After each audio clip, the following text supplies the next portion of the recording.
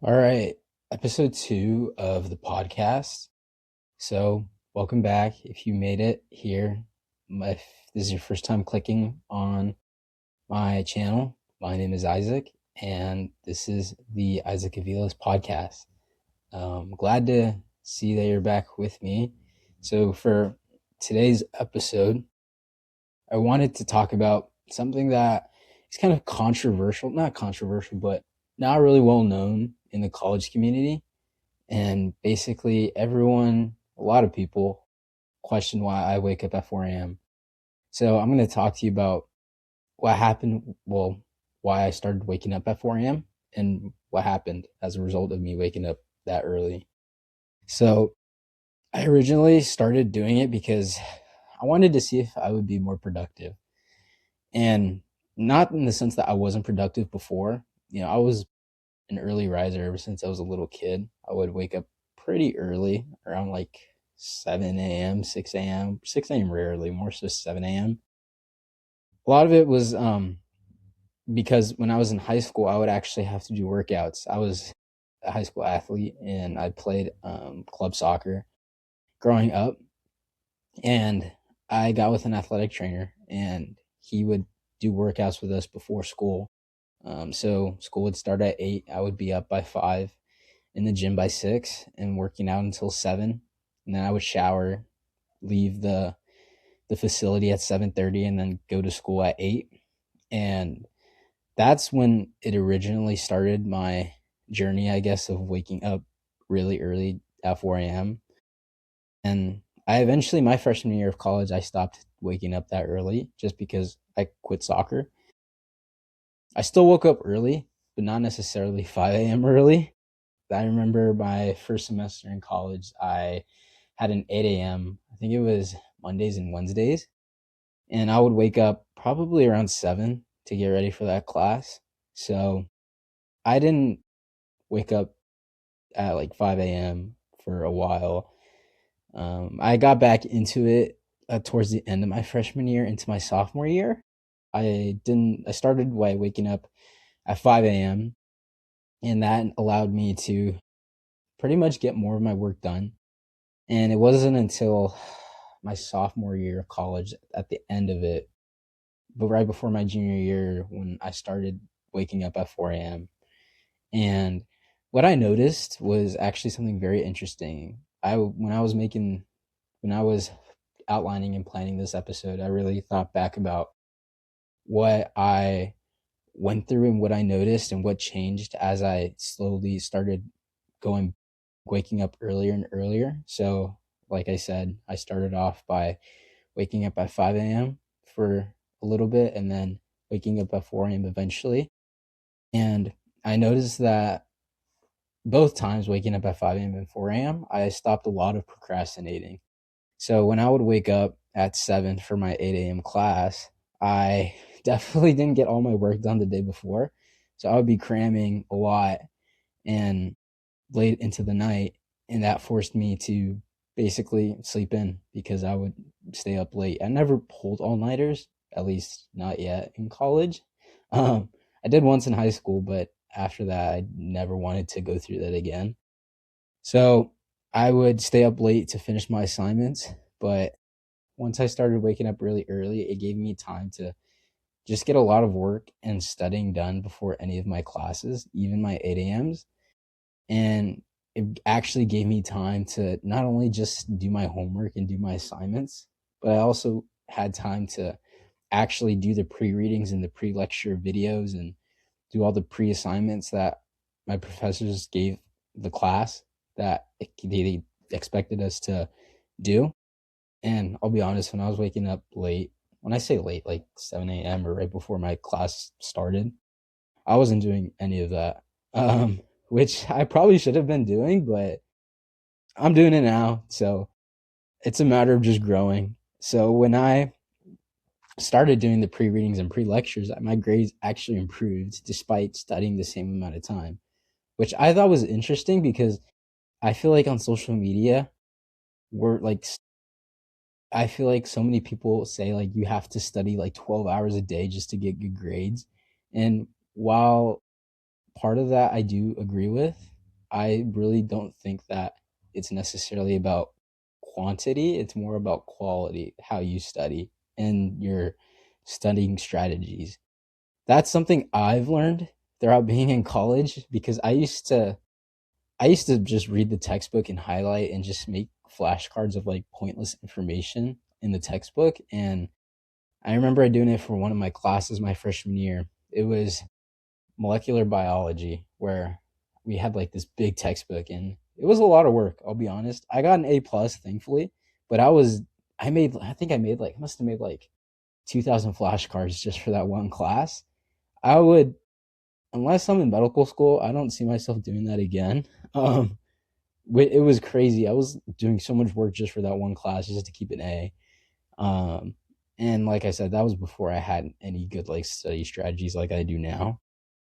But yeah, I mean, once I got up earlier my sophomore year and my junior year, I was studying pretty much the same amount of time I was my freshman year, but my grades were improving. So being able to wake up a lot earlier allowed me to get my work done and not just get my assignments done, but to actually like do more active studying and getting more like preparing ahead of time for my lectures. That was a game changer for me for on as far as the academic side. Now for not only did school like improve a lot for me, running actually um, was a big benefit as well. Me being able to run, and what I mean by that is basically wake because you get up earlier, you have more time in the morning. So I was able to get my workouts done even before my 8 a.m.s. So if I more so my sophomore year because my freshman year I don't really remember running a lot. Freshman year was a very weird time for me because I quit playing soccer and I didn't know what to do with my life. So I kind of just worked out a little bit at the gym and just stayed in shape. But I never had like a set goal or like race I was looking forward to or a game. So it was really weird. But it wasn't until my sophomore year where I got into running, like actual legit like marathon, half marathon. It wasn't even a marathon, it was like a half marathon I signed up for. But still, sophomore year, I was able to when I was training for this half marathon, I would make time in the morning to get that workout done. So say I had like I don't know, like an 8 mile run in the morning, I would get up earlier, and because I was getting up earlier, I was able to get that workout done even before my 8 a.m. classes. I think I had an 8 a.m. sophomore year for organic chemistry. It was organic chemistry. I just don't remember if it was 8 a.m. or 9 a.m. I think it was 8 a.m. Yeah, it was 8 a.m. Thinking about it, being able to run early in the morning, as tired as I was, because there were some times where it was hard to get up really early just because I stayed up late the night before, whether it was just doing lab reports or hanging out with my friends the night before. I remember just sometimes I was just like, I do not want to wake up right now and run. But even though I only got like 4 or 5 hours of sleep that night, I would just get a boost of energy from that run alone in the morning. And when I was going to class afterwards, I would just feel more energized. It was weird. Like it was really interesting. And I got addicted to that feeling now. And I'll talk a little bit more about that, but just crazy how that runner's high is like it's real. Like it's crazy. And another thing was that me being able to wake up earlier, it was a lot easier to stay in shape and to not gain weight. And thankfully, I never went through that phase, that freshman 15 phase, but I always was cognizant about what I ate for the most part. Well, actually, no, I wasn't. It wasn't until this year where I really dialed in my nutrition. But when my during my sophomore year, I wasn't eating like junk food, but I definitely would. I mean, I wasn't definitely eating like straight up just clean, healthy whole foods. I was definitely eating a lot of junk, but because I was running, I got away with it. And but being able to wake up early, it forced me to eat right the night before because if I when my stomach is really sensitive, so if I was eating like something that wasn't good for my body the night before a run, I would feel it the next morning. And I would not recommend putting your body through that because I remember one time I was running, I think it was like a 9 mile run, and I came back and I like my stomach was cooked the rest of the day. Like I could not eat. I just felt sick and I still had to study. I think this was like right before finals, and I was just like, "Oh my goodness, like I don't know how I'm going to study with this much pain." Like I felt like I had to throw up even though I was not throwing up. Like my body was not bodying. Like it was bad. Um, but yeah, I mean, being able to run, like it really like waking up early really forced me to and challenged me to just lock in on my nutrition and just be better so I can be properly fueled for my workouts. But as great as it was, as great as my life got because I was starting to wake up earlier, there was also a cost to it. More so like what I gave up, like because I had to get up early.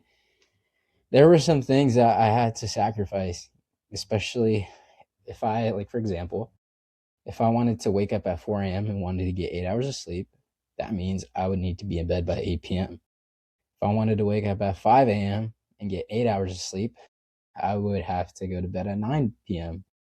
Or if it was 7 hours of sleep, 10 p.m. or 9 p.m. for 4 a.m. But still, that meant had to give up a lot of my nighttime hangouts and activities. So I'm not going to say I don't go out anymore, but the late nights I have are very rare.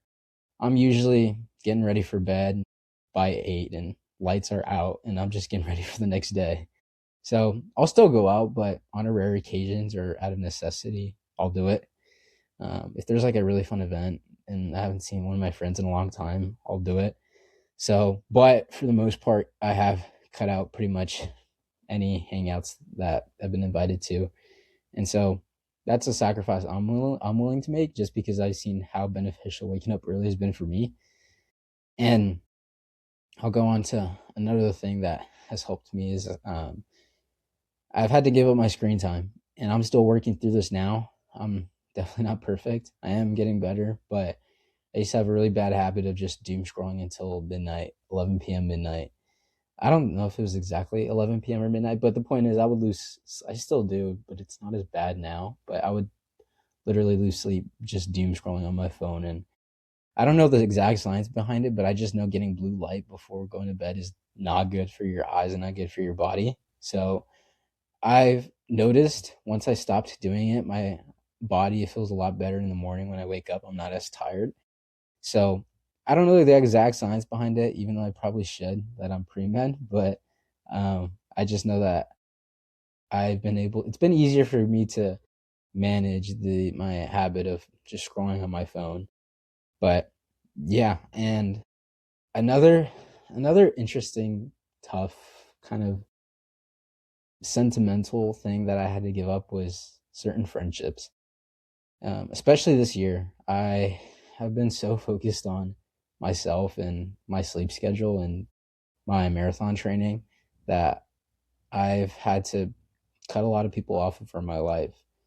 And honestly, I would say close friendships for me, they're so few. I have like maybe two at the most.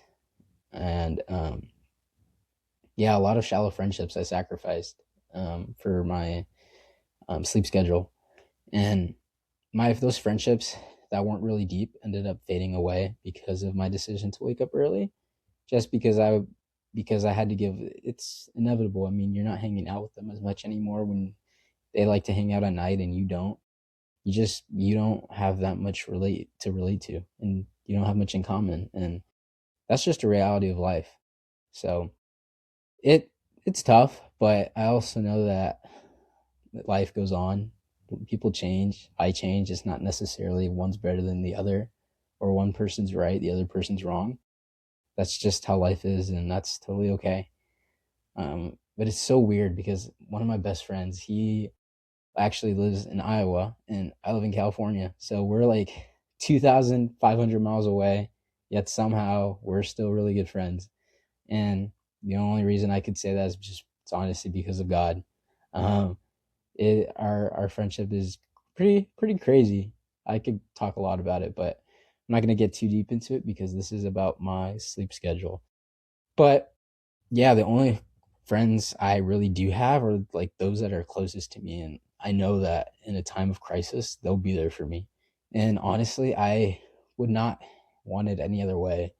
There aren't that many people in my circle, but they're very those relationships I have with those people are very deep. So even though I don't have a lot of friends in that sense, the relationships I do have and the friends I do have, they're really good friends. And I love the idea of living a life of quality over quantity because you could have so many friends. You could have like 50 friends, but are they really your friends? Like, will they really have your back when you're going through a time of crisis? Um, that's something I've really had to call myself out on. And that really struck me. And it was an interesting food for thought once I really locked in on my sleep schedule. But like I said, there's a trade-off with everything you do in life, especially in self-development. And if every day I ask myself, not every day, but on a regular basis, I always ask myself if it was worth it. The sacrifices that came with waking up at 4 a.m. And my answer is always the same. Absolutely. I wouldn't change it for anything. I love the life that God has given me and He's called me to step into. And it's been great. It's been a privilege to be able to wake up early and just work hard and go after the dream God gave me. And it was so worth it also because it gave me a routine. And I remember hearing from another podcast that about how God created us and wired us for to live in routine. And when I'm able to be consistent with my sleep schedule, I just get on a routine. And literally, when I'm in my routine, like it's so funny. I'm literally in flow state. Like it's not even. It's crazy how I'm just able to like when I get up, but my body knows. Like I usually set my alarm for 3:55, and I'll wake up on my own. Even if I go to bed at like 9 or 10, I'll wake up right before my alarm goes off. It's so weird. Like, say I go to bed at 10, so I have a late night. My body will just I'll wake up without the alarm at like 3:45, 3:40, 3:20. I think that's so interesting because that I think that's just a sign of like my body's getting used to waking up early. But my body just once you get into a routine, your body just knows how to like respond at certain times of the day. And I think I love that because it just allows me to know my body and know like when I like it just keeps me going. Like it allows me to work and get a lot of good results and be efficient with my time. So that's what makes getting up early really worth it in my opinion. So another thing is that's has to do with running is that now that I've been running for 2 years now, I have been able to experience different running schedules and running routines. And one of the best things about running is especially like outside is that when you're running in the morning, even though it's hard sometimes to wake up early, you get like in the morning runs, like you'll be able to see the sun rise. And for me, it's such a surreal feeling. So I live in Southern California, so I live by the beach, and every morning, well, not every in the mornings, most of the mornings when I'm able to run and just being able to see the sunrise, it's such a crazy like eye-opening thing. It's just like so breathtaking. I don't know what it is. Like it's literally just I'm just in awe of God's like reverence. And in my opinion, you really can't beat a California sunset or a sunrise. So that's what makes getting up really worth it when I'm done with like a track workout or I'm done like running a hard run. It's just it's a nice reward seeing the sunrise because as the sun's rising, I'm literally just finishing up my workout because I think the sun usually out here, I think it rises around like 6:30 in the morning or 7 a.m. But regardless, it's a really cool feel. It's a really cool sight to see every morning. And also, I'm like 15 minutes from the beach, so I live by Newport Beach, so I'm able to go running at this really cool bike trail in Huntington Beach, and just seeing the sunrise over the ocean is so surreal. And that's one of the best parts about going to college in SoCal. You just can't. You're by the beach. The weather's amazing. Like I am so grateful for the life that God gave me out in college. Um, but yeah, that's I would say those beach runs are probably one of the best experiences of why I get up early. And even though when I 9 times out of 10, even though I don't feel like waking up that early, I'm able to because I always look forward to those California sunsets. But yeah, I mean, another thing too, and I'll finish with this too, is that it's allowed me to waking up so early has allowed me to thrive in solitude. Now, I do believe that we need community and we need people around us. However, in certain at times in certain seasons of life, I do believe we're called to work in solitude and just focus on our relationship with Jesus. And that's where I feel like I'm at right now.